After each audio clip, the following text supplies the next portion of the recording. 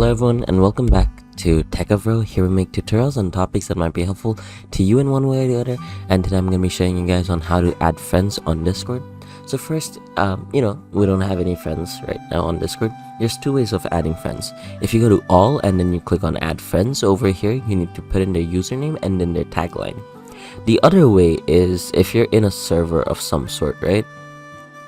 You're in a server, okay, that is gonna load. Okay, so many people here.